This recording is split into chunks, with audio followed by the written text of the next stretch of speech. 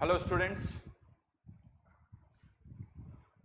तो last class के अंदर हमने बहुत सारे कर्व्स प्लॉट किए, एक्सपोनेंशियल, लॉगरिथमिक, सब में किसकी हेल्प ली? PV equals to nRT equation की। ठीक है, तो कर्व कैसे प्लॉट किए जा सकते हैं अलग अलग, ये हमने देखे। अब उसी में एक इंटरेस्टिंग पॉइंट आपको मैं बताने जा रहा हूं, listen it very carefully. Confusion भी हो सकता है आपको, बट मेरी बात को बहुत अच्छी तरह से सुनोगे तभी ये समझ में आएगा कि मैं क्या कह रहा हूं। ठीक है ना?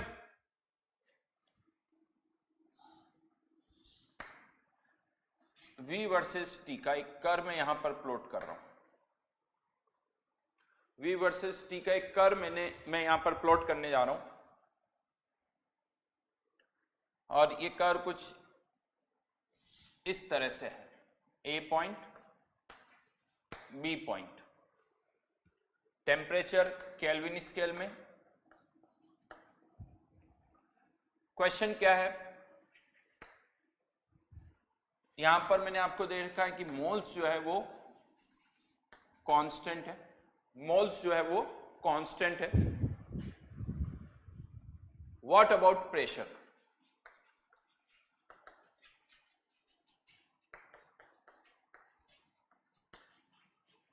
Question is what about pressure, मतलब क्या प्रेशर भी कांस्टेंट है? प्रेशर भी कांस्टेंट है या प्रेशर वेरी कर रहा है? ये आपको बताना कि प्रेशर कांस्टेंट है या वेरी कर रहा है, ये आपको बताना है। कैसे सोचे अब? इसको किस थॉट से पुट किया जाए? तो चलिए इसमें मैं थोड़ी और हेल्प कर देता हूं आप लोगों की, और हेल्प कर देता हूं, यहां पर कुछ डेटा भी दे देता हूं।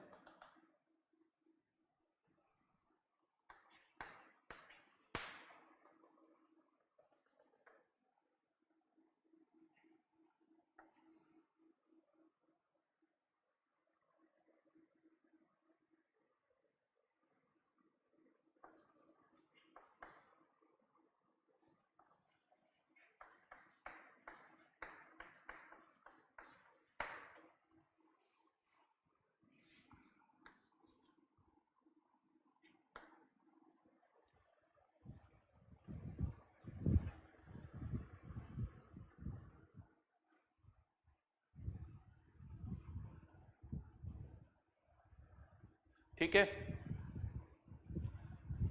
अब सोचें इस पर। इक्वेशन कौन सी है? PV equal to NRT.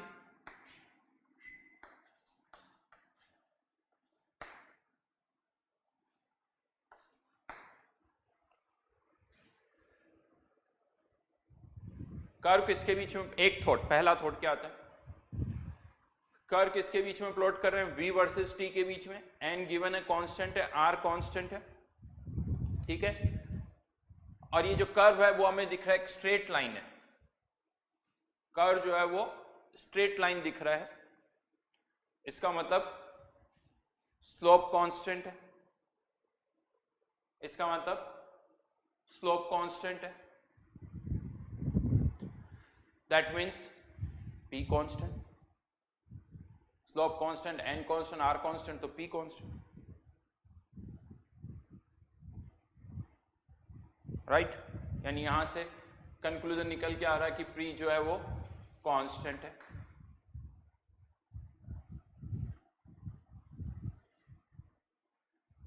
दूसरा थॉट क्या आ रहा है? यहां पर टेम्परेचर नहीं यार, सॉरी, यहां पर मैं इसको 900 कर देता हूं, 300 और ये 900 है, नॉट 600।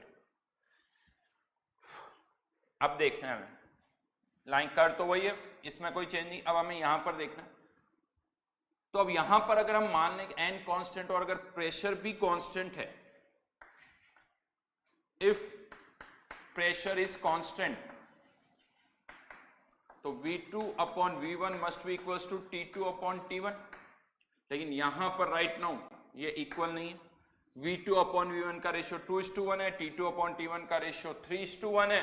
यानी ये इक्वल नहीं आ रहा है, और अगर प्रेशर और मास कांस्टेंट है तो ये इक्वल होने चाहिए। V2 upon V1 equals to T2 upon T1 होना चाहिए। कैसे आया ये condition? PV equals to nRT से, n कांस्टेंट P कांस्टेंट, तो वॉल्यूम का रेशियो टेम्परेचर के रेशियो के बराबर होना चाहिए, जो कि नहीं आ रहा है, जो कि नहीं आ रहा है। इसका मतलब ये रेशियो इसके बराबर नहीं है, और अगर ये रेशियो इसके बराबर नहीं है तो ये प्रेशर जो है वो कांस्टेंट नहीं है, प्रेशर चेंज हो रहा है, यानी इस लॉजिक के अकॉर्डिंग प्रेशर कांस्टेंट नहीं। हाँ, एक डाउट आ सकता है बहुतों के माइंड में, सर यहाँ टेम्परेचर अभी मैंने 900 कर दिया था, तो सर 900 नहीं होगा, ये 600 होगा, तब ये इक्वल हो जाएगा, तो ये डेटा गलत है। ऐसा किसी के माइंड में आ सकता है, तो मैं कह रहा हूं ये डेटा गलत नहीं है, डेटा सही है, ये डेटा सही है, कोई गलत नहीं है। एक थॉट और ये दूसरा थॉट, इस थॉट से आ रहा प्रेशर कांस्टेंट, इस थॉट से आ रहा प्रेशर कांस्टेंट नहीं है।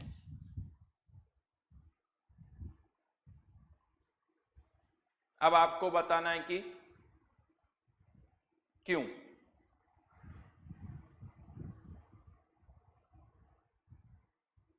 समझ में आई मेरी बात?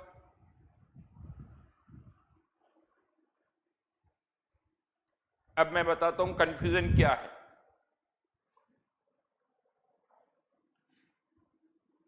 पहला तो चलिए आंसर मैं बता देता हूं, प्रेशर कांस्टेंट नहीं है, प्रेशर कांस्टेंट नहीं है, प्रेशर वेरी कर रहा है, ए और बी पॉइंट का प्रेशर सेम नहीं है।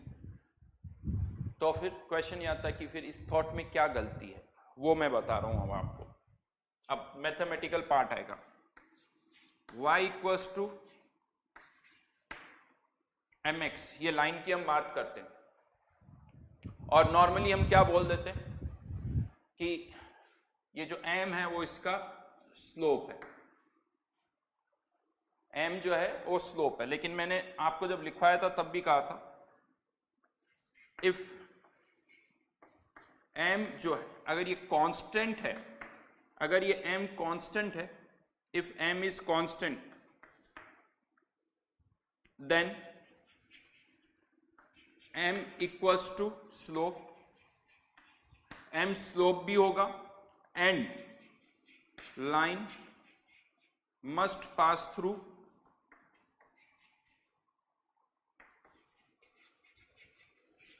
ओरिजिन, लाइन ओरिजिन के थ्रू भी पास होनी चाहिए।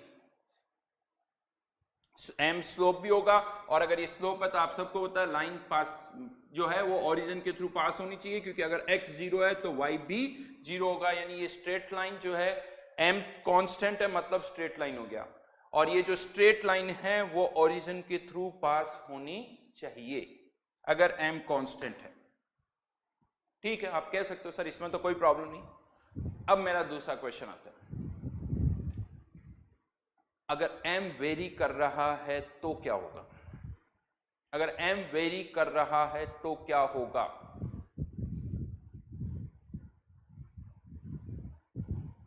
क्या m स्लोप होगा? या मैं यूं पुट कर दूं, अगर m वेरी कर रहा है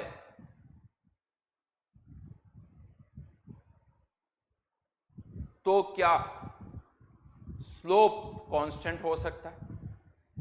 दो क्वेश्चन पूछे, अगर m वेरी कर रहा है तो क्या होगा? If m is not constant, यानी m भी चेंज हो रहा है, m भी चेंज हो रहा है,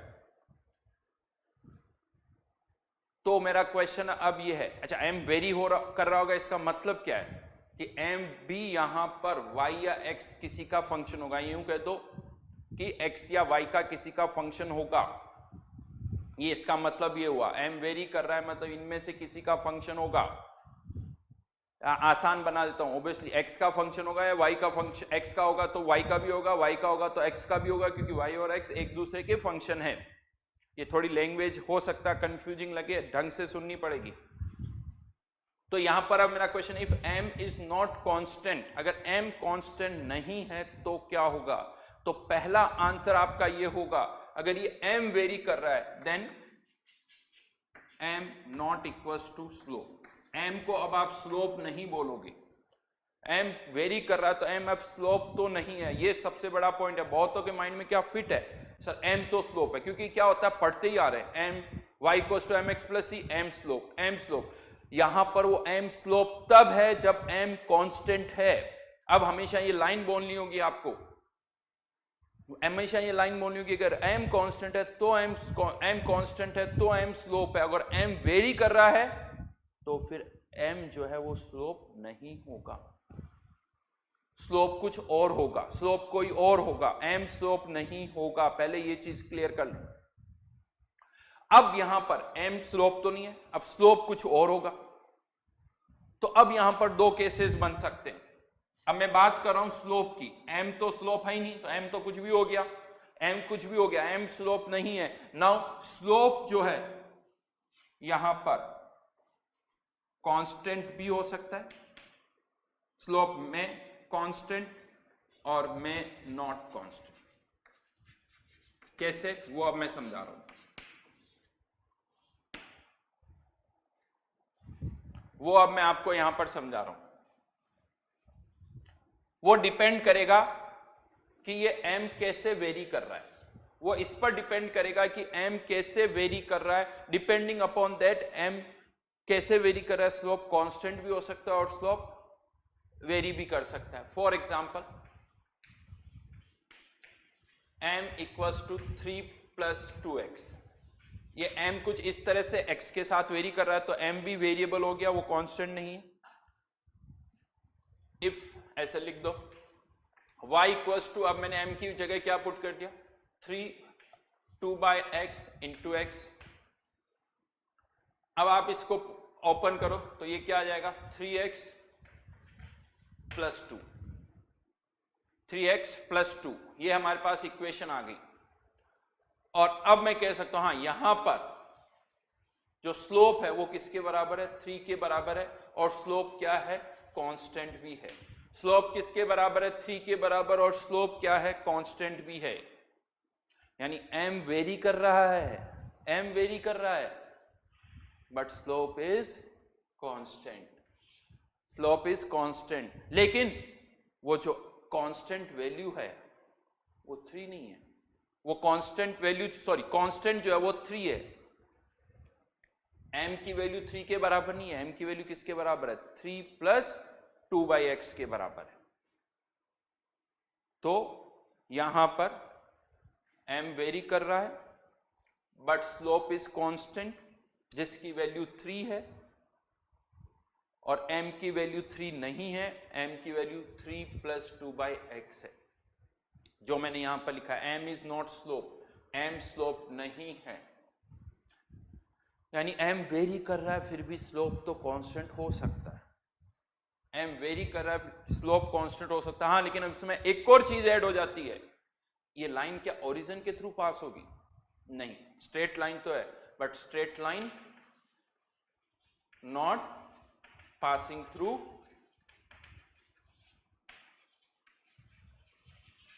ओरिजिन।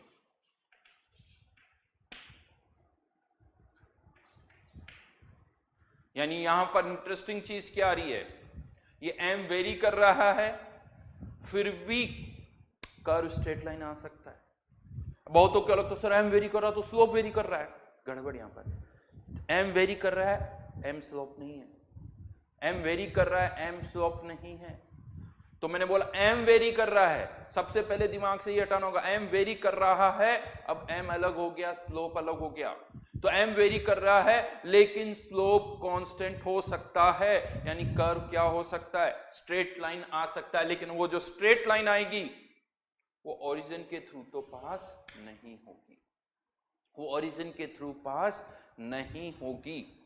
ये इंपॉर्टेंट लाइन है यहां पर कि m वेरी कर रहा है तो कर्व स्ट्रेट लाइन हो सकता है, लेकिन फिर वो ओरिजिन के थ्रू पास नहीं होगा, राइट। दूसरा केस आप ले सकते हो, अगर m किसी और तरीके से वेरी कर रहा है तो कोई जरूरी नहीं है कि वो स्लोप जो है वो कांस्टेंट रहे। जैसे मान लेता हूं, मैं कहता हूं m equals to 2x plus 3, इस तरह से कुछ ले लिया मैंने।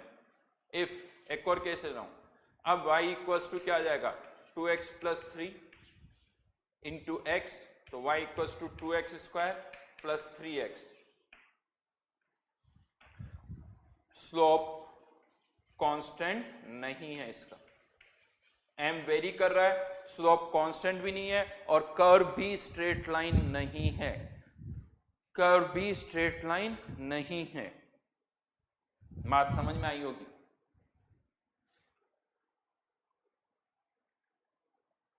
सोचने का टाइम दे रहा हूं, क्या बोला मैंने।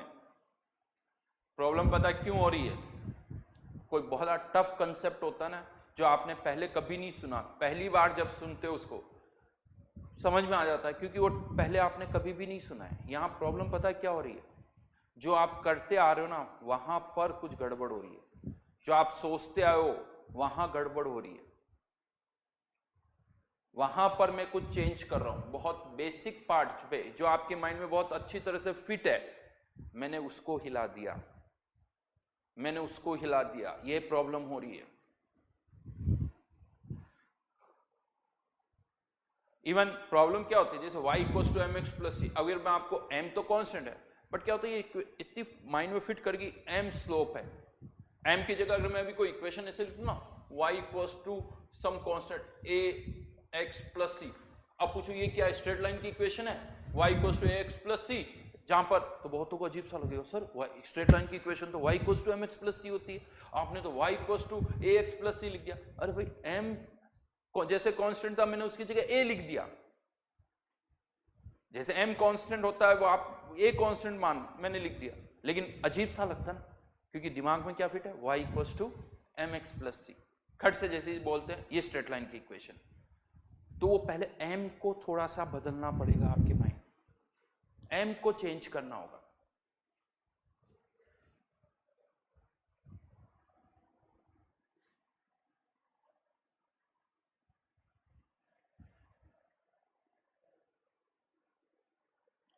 वापस से समझा रहा हूं, वापस से समझा रहा हूं, y equals to m x, अगर m यही इसी की अगर m कांस्टेंट है तो m स्लोप भी बोलोगे, सिंस स्लोप कांस्टेंट है तो स्ट्रेट लाइन भी बोलोगे, लाइन एंड यूं कह दो straight line passing through origin, बड़ा आसान हो गया। कर्व भी चाहो तो आप प्लॉट कर सकते हो इसका, ये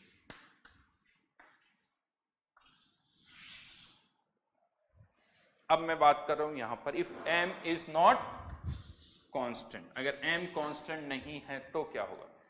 सबसे पहला स्टेटमेंट जैसे ही मान m is not constant, m slope नहीं है, m स्लोप नहीं है, m स्लोप m कांस्टेंट है तो स्लोप है, m कांस्टेंट नहीं है तो स्लोप नहीं है, तो इसको सबसे पहले अलग करो। अब m अलग है, स्लोप अलग है, मैंने m के लिए किया स्लोप नहीं, अब मैं बात किसकी कर रहा हूं, स्लोप की बात कर रहा हूं। तो मैंने कहा कि अगर m वेरी कर रहा है तो भी स्लोप कांस्टेंट रह सकता है और नहीं भी रह सकता, वो डिपेंड करेगा कि m कैसे वेरी कर रहा है, m कैसे वेरी कर रहा है वो उस पर डिपेंड करेगा। तो let's say if m equals to 3 plus 2 by x, मैंने m की वैल्यू यहां पर पुट कर दी, यहां पर 3 प्लस 2 बाई एक्स ओपन किया, 3x प्लस 2, ये इक्वेशन हमारे पास आ गई, ये इक्वेशन हमारे पास आ गई। तो स्लोप जो है अब इसके अकॉर्डिंग ये स्लोप इक्वल्स टू 3, मैंने m नहीं लिखा है, स्लोप लिखा है, स्लोप इक्वल्स टू 3 जो कि कांस्टेंट है, यानी कर्व क्या होगा, स्ट्रेट लाइन, मतलब m वेरी कर रहा है, स्लोप कांस्टेंट है, स्ट्रेट लाइन, लेकिन यहां पर 3x प्लस 2 आया, ये ओरिजिन के थ्रू पास नहीं होगी, ये ओरिजिन के थ्रू पास नहीं, और ये 2 आएगा यहां पर क्योंकि ये 2 यहां से आया। अगर आप इस 2 वाली टर्म को यहां से हटा दोगे, अगर 2 वाली टर्म को यहां से हटा दोगे, यानी ये 2 बाई एक्स हटा दोगे, तो फिर तो m ही क्या हो जाएगा, कांस्टेंट हो जाएगा। m कांस्टेंट नहीं है, अगर m वेरी कर रहा है तो ये वाली टर्म होनी चाहिए, ये वाली टर्म होनी चाहिए, ये वाली टर्म होनी चाहिए, तो यहां पर ये 2 भी आएगा और 2 आएगा, इसका मतलब कर्व ओरिजिन के थ्रू पास नहीं होगा, कर्व ओरिजिन के थ्रू पास नहीं होगा। तो अगर m वेरी कर रहा है तो फिर भी स्ट्रेट लाइन हो सकता है, फिर भी कर्व स्ट्रेट लाइन हो सकता है, लेकिन वो स्ट्रेट लाइन ओरिजिन के थ्रू पास नहीं होगी। ठीक है, हाँ, लेकिन अगर m और किसी तरह से वेरी कर रहा है, जैसे यहां पर 2x + 3, तो अब m भी वेरी कर रहा है, स्लोप भी वेरी कर रहा है, स्लोप भी वेरी कर रहा है, हर जगह स्लोप अलग अलग होगा। और हाँ, m तो यहां पर भी स्लोप नहीं होगा, हर जगह पर स्लोप की वैल्यू कुछ अलग अलग होगी, वो आपको यहां से निकालनी पड़ेगी। नाउ अब मैं वापस यहां आ जाता हूं। ऐसा लग रहा होगा एक सेकंड के लिए सर बात समझ में आ गई, लेकिन दूसरे सेकंड फिर लगेगा नहीं समझ में आई, फिर लगेगा समझ में आ गई, फिर लगेगा नहीं समझ में आई। जैसे ही मैं कुछ बोलूंगा हाँ सर, लेकिन अगले 1 मिनट के बाद ऐसा लगेगा फिर कुछ गड़बड़ हो गई। ये चलती रहेगी जब तक उथल पुथल नहीं होगी ना, तब, और उथल पुथल होगी अपने आप सेटल डाउन होगी, टाइम लगेगा सेटल डाउन। इसको सेटल डाउन करना है, 2-3 क्वेश्चन करोगे तब जाके ये जो मैं कहना चाह रहा हूं वो सेटल डाउन होगा। अब मैं यहां पर आ जाता हूं, ये एक्सप्लेनेशन सही है, इसमें कोई प्रॉब्लम नहीं है, लेकिन यहां से गड़बड़ हो रही है, यहां से देखने पर हम कंफ्यूज होना है। अब मैं इसको समझा रहा हूं, क्योंकि पहले हमने यहीं से देख के क्या कह दिया था कि m कांस्टेंट तो स्लोप कांस्टेंट, यहां पर दिख रहा है कि स्लोप कांस्टेंट है तो हमने p को कांस्टेंट कह दिया। अब मैं बताता हूं, यहां पर अगर ये p कांस्टेंट है, n और r तो है, अगर ये p कांस्टेंट है तो ये पूरी टर्म कांस्टेंट है, ये पूरी टर्म कांस्टेंट है। इसको आप क्या बोल सकते हो, फिर स्लोप बोल सकते हो। लेकिन फिर ये कर्व ओरिजिन के थ्रू पास होना चाहिए। अगर ये p कांस्टेंट है तो ये कर्व ओरिजिन के थ्रू पास होना चाहिए, कर्व ओरिजिन के थ्रू पास नहीं हो रहा है, इसका मतलब ये p वेरी कर रहा है, ये p वेरी कर रहा है। लेकिन जैसे ही मैंने बोला ये p वेरी कर रहा है, अब nr/p स्लोप नहीं है, ये nr/p, यानी इसको अब nr/p स्लोप नहीं है, स्लोप कुछ और होगा। फॉर एग्जाम्पल, अब यहां पर p की मैं बात करूं, यानी जैसे मैंने यहां पर आपको समझाया था ना, m वेरी कर रहा है फिर भी स्लोप कांस्टेंट है। अब मैं यहां पर आपको समझा रहा हूं कि p वेरी कर रहा है फिर भी स्लोप कांस्टेंट हो सकता है। कैसे? p इक्वल्स टू, लेट से मैंने आपको दे दिया 2 + 3/t की पावर -1, पुट करो यहां पर, तो ये डिनोमिनेटर में था, -1 कर दिया तो nr 2 + 3/3 इंटू t, तो 2nr प्लस 2 t से t कैंसिल 3 2nrt,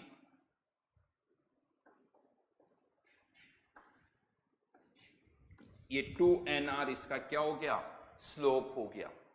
2nr क्या हो गया, स्लोप हो गया। nr/p स्लोप नहीं है, 2nr इसका स्लोप है, और ये इसका क्या आ गया, इंटरसेप्ट आ गया। यानी प्रेशर वेरी कर रहा है बट फिर भी स्लोप कांस्टेंट है, बिकॉज nr/p स्लोप नहीं है, nr/p स्लोप नहीं है, ये यहां पर इसका स्लोप है और ये इंटरसेप्ट है। तो गलती क्या होती है वो मैं आपको बता दूं। गलती यहां से बजाय सिंपली ये कह सकता हूं, यहां पर नेक्स्ट टाइम अगर आप देखो, अगर कभी ऐसा हो कि ये m वेरी कर रहा है और आपसे कोई पूछे m वेरी कर रहा है, स्लोप कांस्टेंट हो सकता है, तो आपका आंसर आना चाहिए हो सकता है, लेकिन वो m स्लोप नहीं होगा, वो m स्लोप नहीं होगा। लेकिन हाँ, उसके साथ एक लाइन जरूर ऐड कर दो आप, हो तो सकता है, लेकिन फिर वो स्ट्रेट लाइन जो है वो ओरिजिन के थ्रू पास नहीं होगी, वो स्ट्रेट लाइन ओरिजिन के थ्रू पास नहीं होगी। तो यहां पर ये p वेरी कर रहा है लेकिन स्लोप इज कांस्टेंट। अगर p ऐसे वेरी करेगा तो और भी कुछ हो सकता है, बट यहां पर सिंस स्ट्रेट लाइन है दैट मींस p कुछ इसी तरह से, या तो 2 + 3t 5+ कुछ हो सकता है, कोई ना कोई ऐसा फंक्शन होगा जिससे ये स्लोप जो है वो यहां पर कांस्टेंट आए। तो अब मैं इसका कंक्लूजन एक सिंपल से एग्जांपल के थ्रू आपके सामने पुट कर रहा हूं, और वो ये है कि v वर्सेस t का ये कर्व है एक पासिंग थ्रू ओरिजिन, और एक v वर्सेस t का कर्व है ऐसा, नॉट पासिंग थ्रू ओरिजिन। ठीक है, ये सब 0 0 ही है, अंडरस्टूड। गिवन है क्वेश्चन में मोल्स यहां पर भी कांस्टेंट है, दे रखा है, और मोल्स यहां पर भी कांस्टेंट, यहां पर प्रेशर कांस्टेंट है, यहां पर प्रेशर कांस्टेंट नहीं। ये कंक्लूजन है, ये यहां का कंक्लूजन है। दोनों कर्व का डिफरेंस मैंने आपको बताया, ये गिवन है, कंफ्यूजन ना हो, गिवन, ये भी गिवन।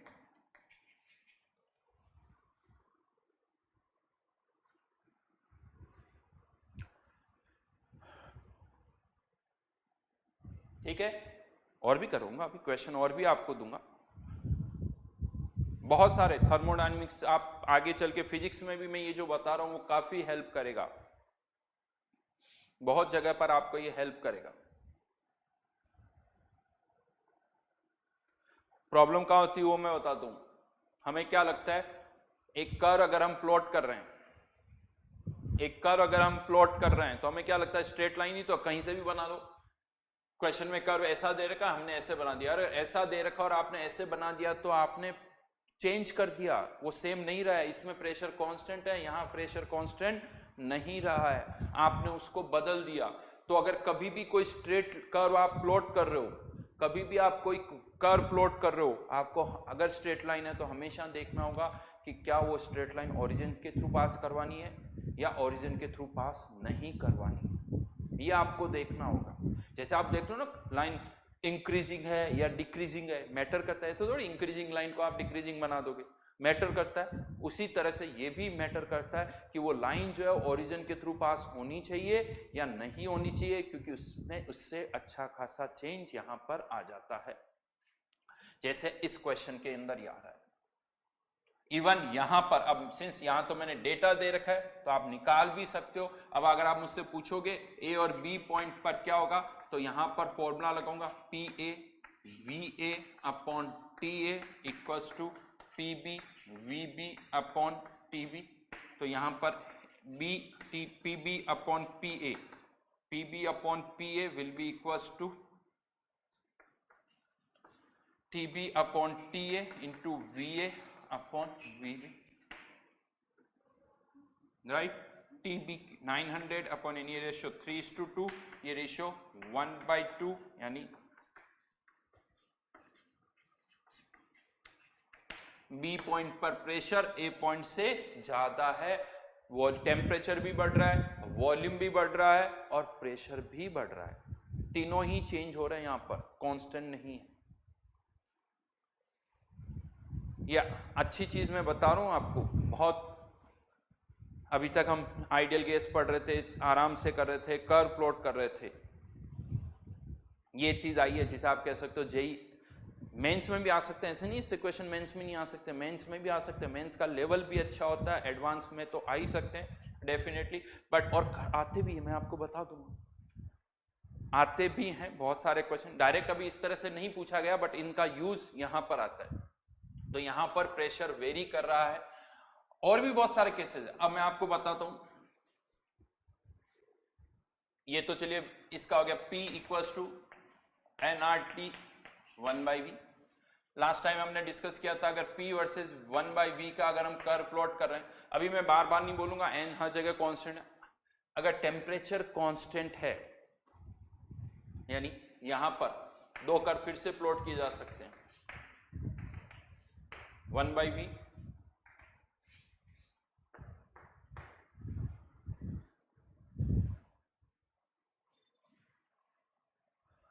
क्या कहते हो, यहां टेम्परेचर कांस्टेंट है और यहां टेम्परेचर कांस्टेंट नहीं।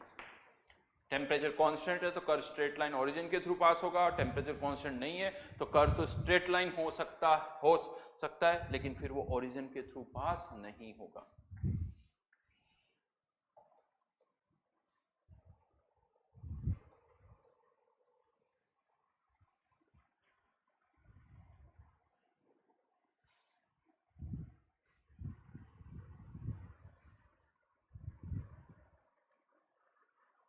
राइट। अब यहां पर एक और इंटरेस्टिंग क्वेश्चन बनता है, एक और इंटरेस्टिंग क्वेश्चन बनता है। यहां तो यानी टेम्परेचर ही कह दिया हमने कांस्टेंट है, तो ए और बी पॉइंट पर टेम्परेचर बराबर है। अब मैं इसकी बात कर रहा हूं, ये जो कर्व है इसको मैं वापस से बना देता हूं यहां पर।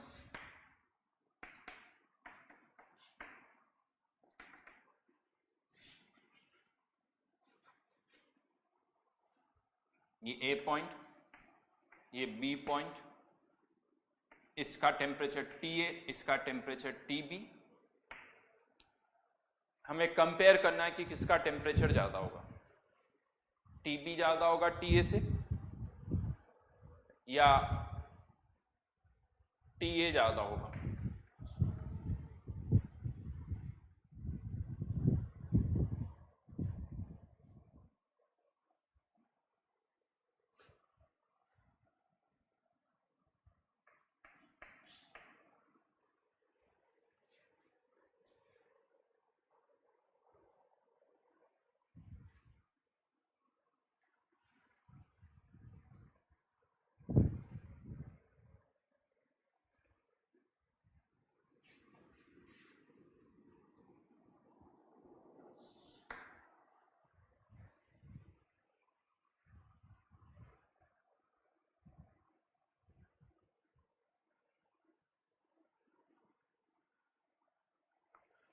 अब आप कह सकते हो सर यहां तो डेटा था, यहां तो कोई डेटा भी नहीं, कैसे करें, कैसे करें?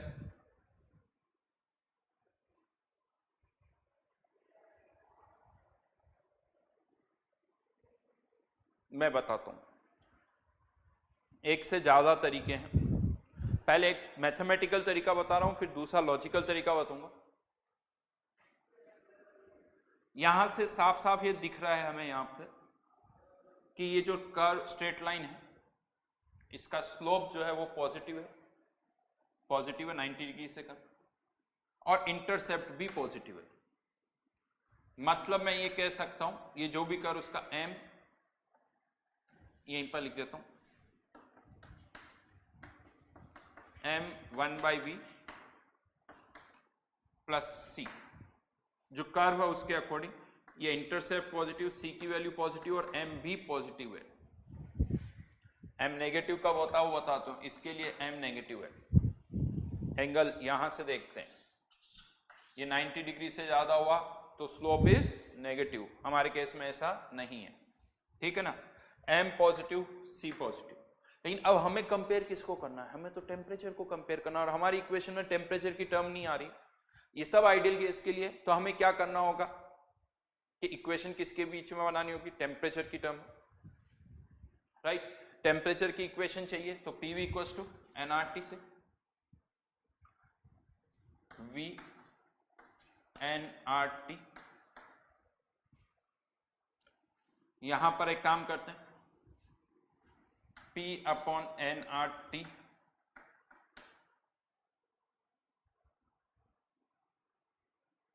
P upon nRT equals to 1/v।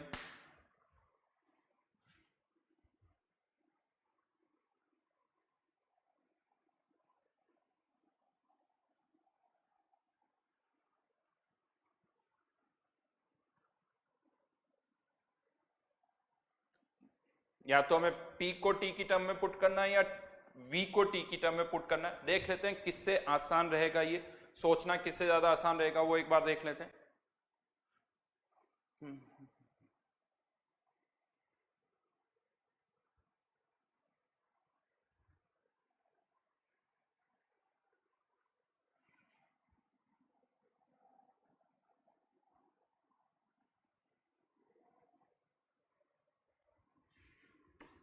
m P upon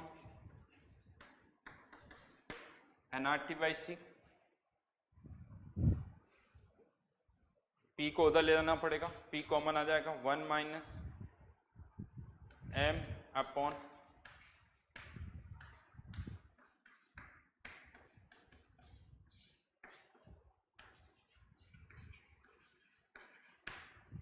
ये आएगा,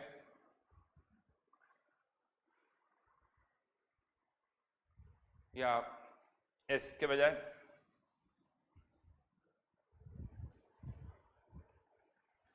इसके बजाय इस P को मैं अब इधर लेके चला जाता हूँ। चलिए थोड़ा और चेंज कर देते हैं, C/P।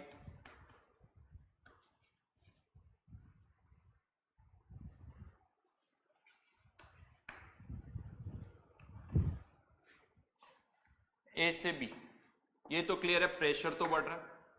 A से B प्रेशर बढ़ रहा है, ये वाली टर्म बढ़ रही है, तो ये वाली टर्म ये बढ़ेगी, तो ये पूरी टर्म C/P कम होगी, ये कम होगी, तो ये पूरी टर्म बढ़ेगी, यानी ये रेशियो क्या हो रहा है, बढ़ेगा। ये रेशियो बढ़ेगा मतलब टेम्परेचर कम होगा।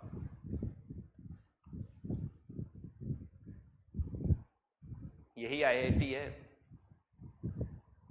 सब कुछ इतना आसान नहीं होगा। वापस बोल देता हूं, A से भी प्रेशर बढ़ रहा है, तो ये वाली वैल्यू ये बढ़ा, ये वाली वैल्यू कम हुई, तो ये वाली वैल्यू बढ़ी, यानी M/nRT वाली वैल्यू बढ़ी। इसका मतलब T क्या हो गया, कम हो गया, यानी A से B टेम्परेचर कम हो रहा है।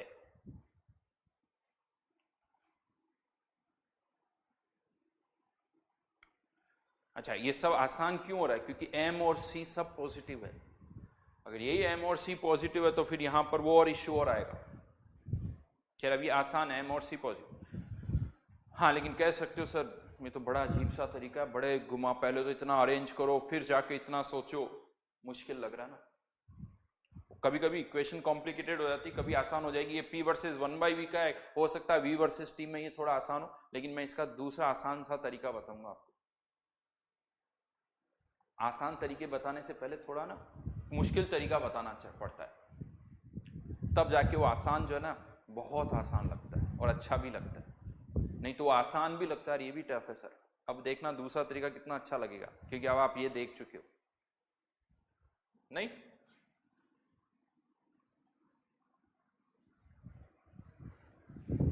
चलिए अब मैं इसका सिंपल सा तरीका बताता हूं। यहां पर ये जो A से B अगर हम जा रहे हैं, क्योंकि ये लाइन ओरिजिन के थ्रू पास नहीं हो रही, इसका मतलब टेम्परेचर कांस्टेंट नहीं है। अब मैंने क्या किया, यहां पर इस पॉइंट से, A पॉइंट से और B पॉइंट से पास करती हुई दो लाइंस बना दी। A पॉइंट और B पॉइंट से पास होती हुई दो लाइंस मैंने बना दी, देख पा रहे हो आप आसानी से, ठीक है ना।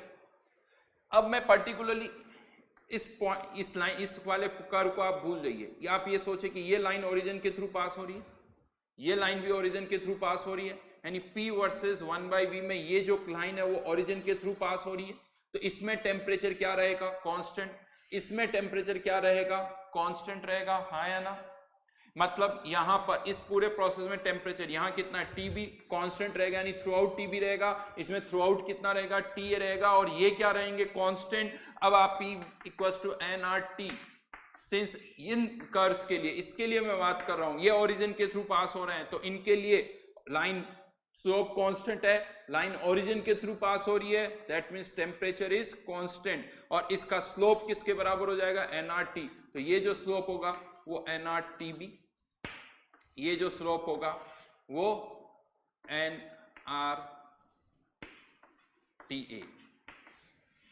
जिसका स्लोप ज्यादा उसका टेम्परेचर भी ज्यादा, यानी TA is greater than TB।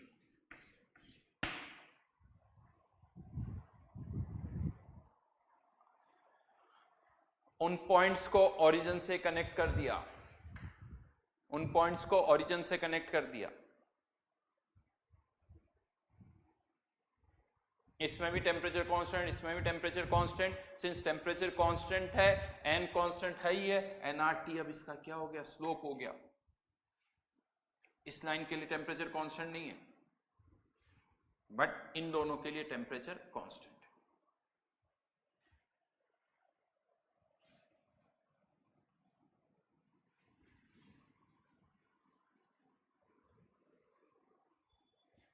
एक और एग्जांपल ले लेते हैं।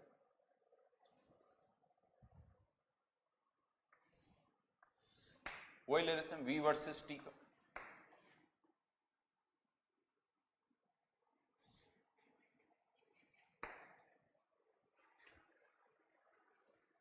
प्रेशर कंपेयर करना है, PA PB,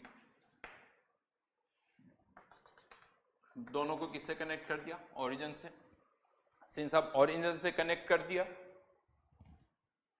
ओरिजिन से मैंने कनेक्ट कर दिया, तो कह सकता हूं इस पूरे पाथ में प्रेशर कांस्टेंट, इसमें भी प्रेशर कांस्टेंट।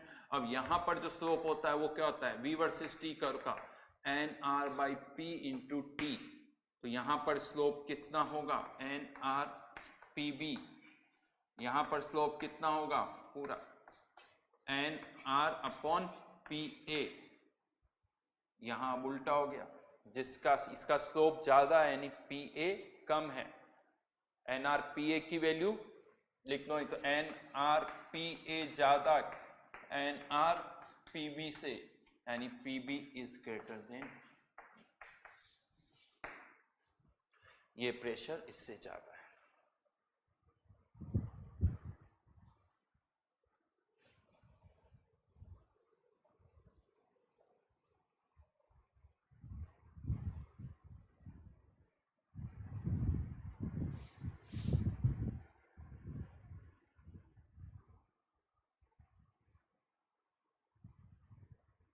कहीं नहीं मिलने वाला ये जो मैं बता रहा हूं आपको, कहीं पर भी किसी में बुक्स में नहीं मिलेगा। कर्व दिख जाएंगे आपको, ये दिख जाएगा क्या, इसका प्रेशर कांस्टेंट नहीं, ये दिख जाएगा, लेकिन जो समझा मैं रहा हूं वो कहीं पर भी नहीं मिलेगा।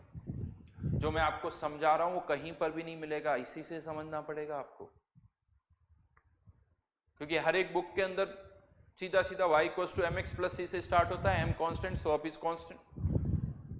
और अगर वहां पर कुछ और हो रहा तो वो m यूज ही नहीं करते। अगर हम m वहां वेरी कर रहा तो m लिखते ही नहीं है, वहां प्रॉब्लम है। अच्छा, इस तरीके का एक और फायदा क्या है, इस तरीके का इसका एक और फायदा है, मैंने अभी आपको इक्वेशन बना के भी बताया था। इक्वेशन बना के तभी कर पाओगे जब स्ट्रेट लाइन होगा। बाय द वे प्रोसेस ही ऐसे हो रहा है। अब क्या करोगे, अब यहां पर कैसे करें, अब आपके पास कोई तरीका नहीं है। अब तो ये वाला तरीका भी नहीं लगेगा क्योंकि कर्व भी ऐसे जा रहा है। अब क्या करें, सीधा सीधा वही हमारा तरीका तो हमेशा लगेगा। हम थ्रू आउट प्रेशर की बात नहीं कर रहे, हम तो इन दोनों प्रेशर पर, इन दोनों पॉइंट पर प्रेशर को कंपेयर करें। बीच में क्या हो रहा है उससे मतलब नहीं है। जिन दो पॉइंट्स पर कंपेयर करना है उन दो पॉइंट्स को ओरिजिन से कनेक्ट कर दो, सीधा सीधा फिर से जिसका स्लोप ज्यादा उसका प्रेशर कम।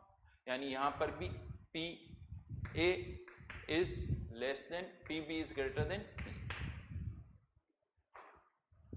स्लोप कम, प्रेशर ज्यादा।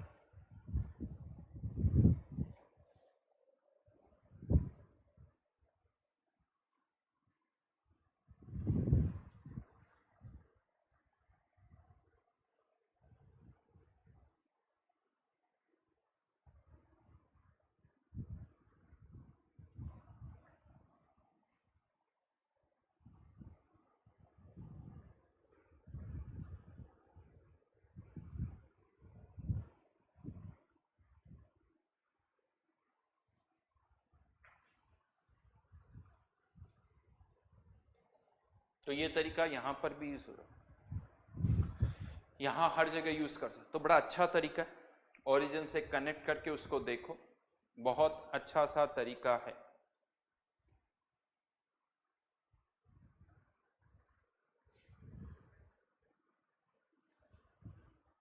ठीक है, आराम से बता रहा हूं मैं, कोई जल्दबाजी नहीं कर रहा हूं, टाइम दे रहा हूं आप लोगों को ताकि आप सोच सको। आप कह सकते हो सर आप टाइम क्यों दे रहे हो, हम तो स्टॉप कर देंगे वीडियो, बट फिर भी मैं आपको टाइम दे रहा हूं ताकि सारा फोकस आपका यहां पर रहे। अभी मैं आऊंगा, इसका यूज कहां होगा वो भी मैं आपको बताऊंगा।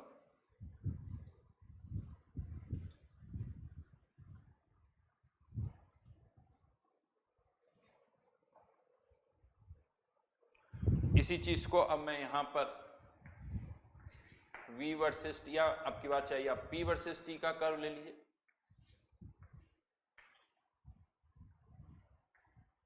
A point, B point. अच्छा, आप चाहते हो उल्टा लेना तो ऐसा नहीं, हमेशा मैं ऐसे ले रहा हूं, तो आप कुछ बदल भी सकते हो। यहां पर इफ n कांस्टेंट, अगर मैंने कह दिया m कांस्टेंट है, n कांस्टेंट है, देन v मस्ट, नीचे लिख देता हूं, थोड़ा शायद हो सकता है आप लोगों को दिख नहीं रहा हो, if n constant, then v must vary, and if v constant, then n must vary. दोनों में से तो एक तो वेरी करेगा ही, क्योंकि कर्व ओरिजिन के थ्रू पास नहीं हो रहा है। हाँ, दोनों में से एक वेरी करेगा, मैंने ये नहीं कहा दोनों नहीं कर सकते, दोनों में से तो एक करेगा ही, और दोनों भी वेरी कर सकते हैं इफ और P equals to n r by v into t, if both n and v are changing,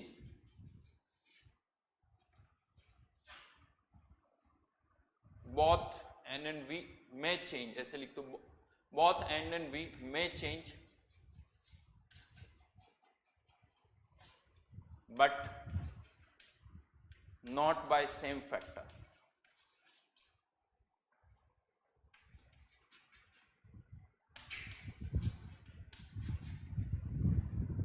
But not by same factor.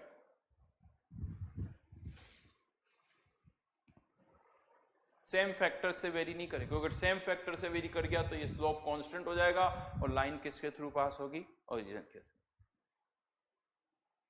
और इसी में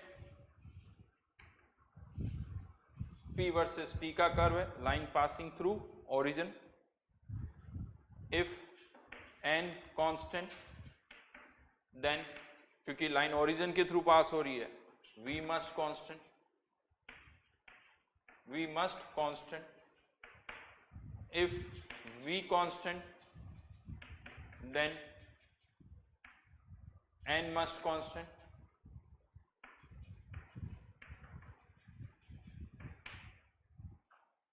हाँ, लेकिन यहां पर दोनों वेरी कर सकते हैं, दोनों वेरी कर सकते हैं, लेकिन by same factor, both n and V may vary but by same factor. जितना n बढ़ा उतना ही v बढ़ गया, तो स्लोप जो है वो फिर कांस्टेंट रह सकता है लाइन ओरिजिन के थ्रू पास, क्योंकि दोनों ही कैंसिल आउट कर देंगे एक दूसरे को।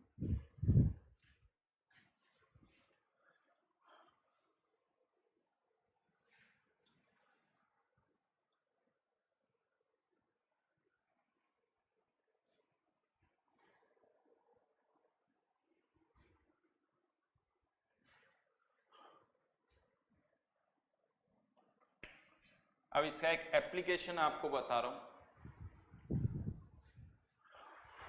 इसका यूज कहां है वो हम डिस्कस कर रहे हैं।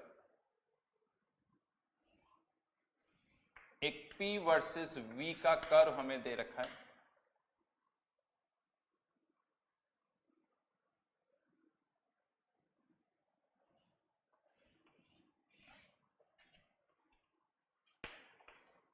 A, B, C और D, हमें इसको रीप्लॉट करना है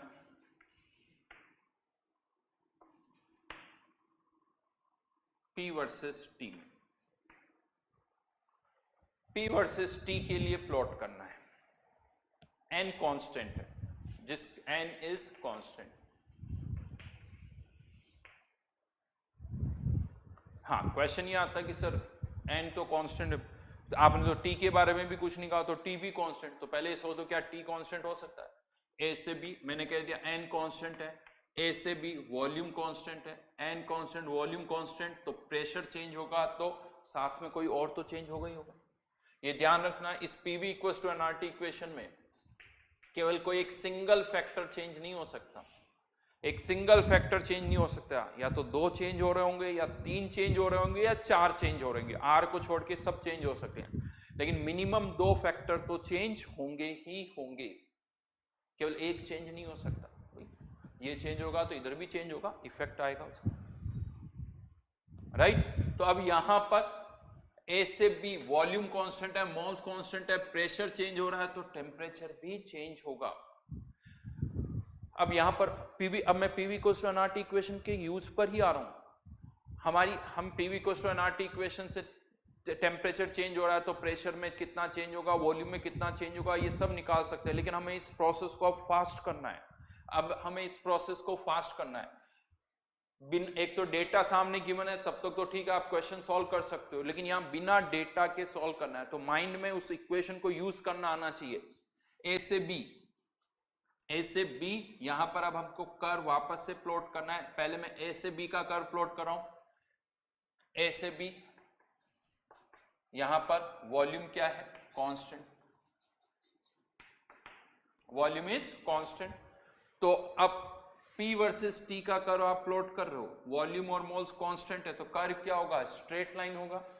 लेकिन सिंस स्ट्रेट लाइन तो बोलोगे ही बोलोगे, साथ में क्या बोलोगे, V कांस्टेंट है तो line passing through origin, line origin के थ्रू पास होनी चाहिए। क्या वर्टिकल बना दूं, टेम्परेचर कांस्टेंट नहीं है, प्रेशर बढ़ रहा है तो टेम्परेचर भी बढ़ रहा है, प्रेशर भी बढ़ रहा है, टेम्परेचर भी बढ़ रहा है। कर्व ऐसे नहीं होगा, कर्व ऐसे नहीं होगा, कर्व कैसे होगा, लेकिन ये लाइन ऐसे नहीं कहीं पे भी बना दो, यहां बना दी, यहां बना दी, नहीं, लाइन पासिंग थ्रू ओरिजिन होनी चाहिए, ओरिजिन के थ्रू पास होनी चाहिए।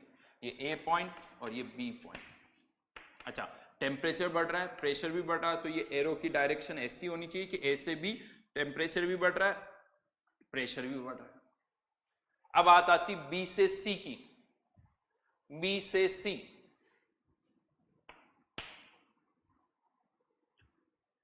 अब प्रेशर कांस्टेंट है, बी से सी। अच्छा, यहां लिख देता हूं, प्रेशर भी बढ़ रहा है, टेम्परेचर भी बढ़ रहा है। बी से सी प्रोसेस के लिए प्रेशर कांस्टेंट है, वॉल्यूम भी बढ़ रहा है, टेम्परेचर भी बढ़ेगा। पीवी इक्वल्स टू एनआरटी से सोच सकते हो, आया ना, वॉल्यूम बढ़ेगा, टेम्परेचर भी बढ़ेगा, पीवी इक्वल्स टू एनआरटी से। तो कर्व कैसा जाएगा, छोटा कर रहा हूं और कुछ नहीं, हटा नहीं रहा हूं। वॉल्यूम भी बढ़ेगा, टेम्परेचर भी बढ़ेगा और प्रेशर कांस्टेंट है। जैसे ही मैंने कहा प्रेशर कांस्टेंट, हॉरिजॉन्टल लाइन आएगी। हाँ, लेकिन हॉरिजॉन्टल लाइन इधर लेके जाएं बी पॉइंट से या इधर लेके जाएं, ये हमें देखना है। तो इधर लेके गए तो टेम्परेचर कम हो जाएगा, यानी इधर लेके जाना पड़ेगा ताकि टेम्परेचर बढ़े। ये बी से सी पॉइंट हो गया। अब यही गड़बड़ होती, पता है, हो सकता है आपने बहुतों ने ये कर्व बना लिया हो जब तक मैं यह समझा रहा हूं, लेकिन बहुतों का आंसर पता है क्या आता है, आपने ये बना लिया, ये बना लिया, उसके बाद हम ये बना लेते हैं, ए से बी, बी से सी, सी से डी, ये आंसर आता है, जो कि गलत है। गलत क्यों गलत है वो समझा रहा हूं। एक तो क्या होता है, जैसे ये कर्व बनाया खट से, वो दिमाग में क्यों आता है, क्योंकि ये भी एक अच्छा खासा बॉक्स लग रहा है, तो ये रेक्टेंगल टाइप दिख रहा है, तो हमें यहाँ पर ये पैरेलल एक दूसरे के, ये एक दूसरे के पैरेलल है, तो हमें ये क्या लगता है कि अच्छा ये भी पैरेलल ही आनी चाहिए, तो हम इसको पैरेलल यानी रोम्बस बना देते हैं। गड़बड़ कहाँ हो गई, रोम्बस आपने जब बनाया, क्या अब ये सी डी लाइन जो है वो ओरिजिन के थ्रू पास हो रही है आपकी, नहीं हो रही है, जबकि सी से डी फिर से क्या कांस्टेंट है, सॉरी सी से डी ओरिजिन के, यहां पर ओरिजिन के थ्रू पास नहीं हो रही, लेकिन सी से डी वर्टिकल लाइन है, वॉल्यूम क्या है, कांस्टेंट, वॉल्यूम कांस्टेंट है, प्रेशर जो है कम हो रहा है, टेम्परेचर भी कम हो रहा है, लेकिन वॉल्यूम कांस्टेंट है, तो फिर से वही बात आएगी, वो लाइन ओरिजिन के थ्रू पास होनी चाहिए, और हमने यहां पर जो लाइन बना दी वो ओरिजिन के थ्रू नहीं है, तो फिर कैसे होगी, पहले यहां पर ये जो लाइन है वो भी ओरिजिन के थ्रू होनी चाहिए, मतलब समथिंग लाइक दैट, ये ऐसे आएगी, यानी ये और ये लाइन पैरेलल नहीं है, ये C और ये D पॉइंट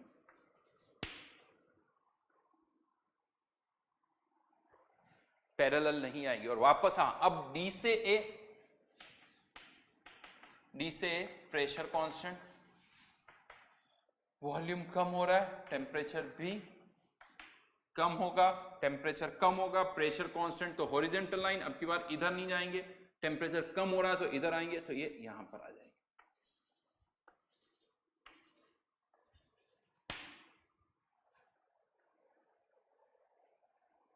यानी कर्व ऐसे बनेगा, ये लेंथ ज्यादा है, ये लेंथ कम है, सेम नहीं है। आप इसमें क्या हो रहा है, ये और ये बराबर नहीं, ये ज्यादा आ रही है, ये कम आ रही है। प्रैक्टिस करनी कर सकते हो, एक और कर्व बना सकते हो, ये P वर्सेस T का था, V वर्सेस T का बना, बहुत सारे ऑप्शन।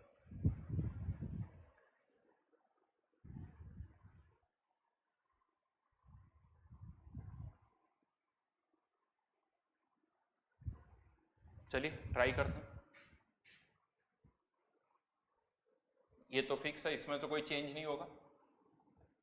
ए से B volume constant, volume constant, जैसे ही मैंने कहा वॉल्यूम कांस्टेंट, हॉरिजॉन्टल लाइन, क्योंकि अब यहां पर वॉल्यूम कांस्टेंट हॉरिजॉन्टल लाइन, अब हॉरिजॉन्टल लाइन है, प्रेशर बढ़ रहा है, टेम्परेचर भी बढ़ रहा है, हॉरिजॉन्टल लाइन टेम्परेचर बढ़ना चाहिए, तो ये कुछ इस तरह से हॉरिजॉन्टल लाइन आएगी। अब यहां पर मैंने ये बना दी, ये ए, ये बी, टेम्परेचर बढ़ रहा है,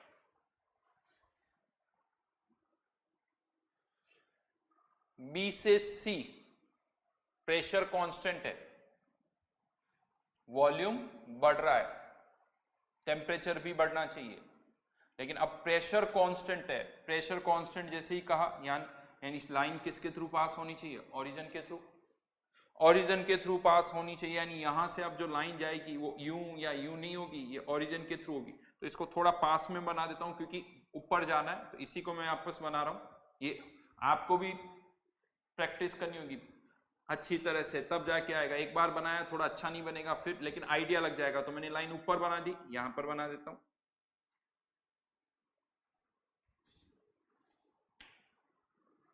ए पॉइंट, बी पॉइंट, फिर बी से सी, टेम्परेचर भी बढ़ रहा है, वॉल्यूम भी बढ़ रहा है, ऊपर जाएगा,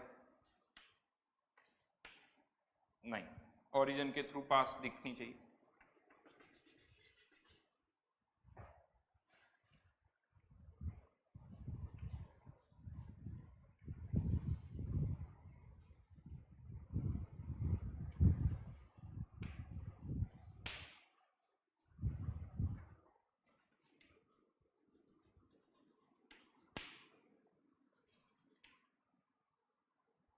ठीक है, देन सी से डी वॉल्यूम कांस्टेंट, लेकिन अब की बार टेम्परेचर कम हो रहा है, इधर आएंगे, इधर आएंगे, वॉल्यूम कांस्टेंट है इसलिए हॉरिजॉन्टल लाइन, ये डी पॉइंट, और वापस डी से प्रेशर कांस्टेंट है, प्रेशर कांस्टेंट है, कर्व किसके थ्रू पास होगा, ओरिजिन के थ्रू,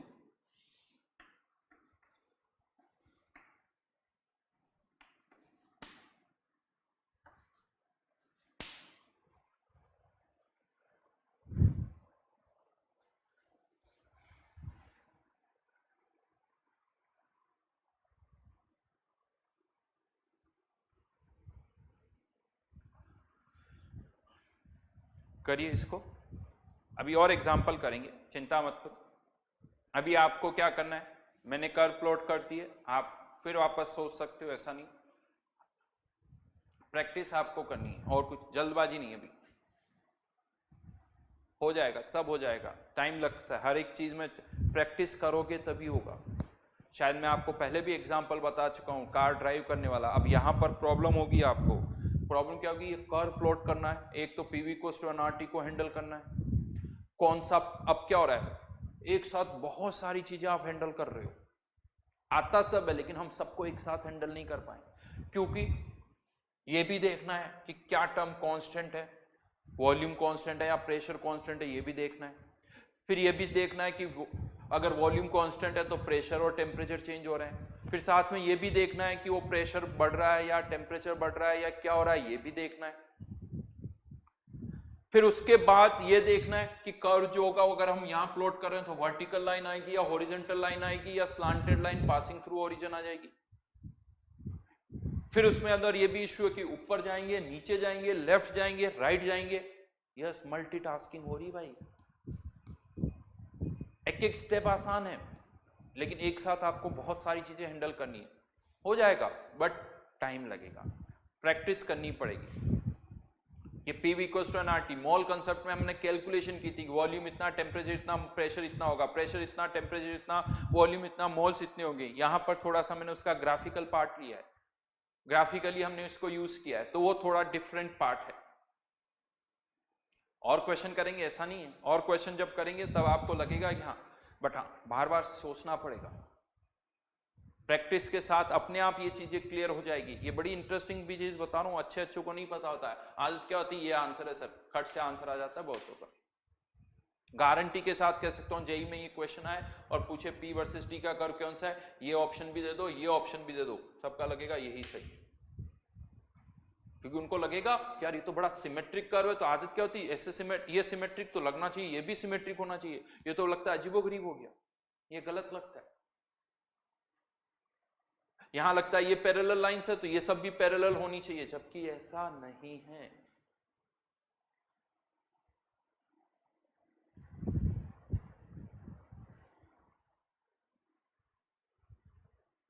ठीक है, नेक्स्ट क्लास में इसी से रिलेटेड एक दो क्वेश्चन करेंगे, फिर हम पीवी इक्वल्स टू एनआरटी को और आगे यूज करेंगे।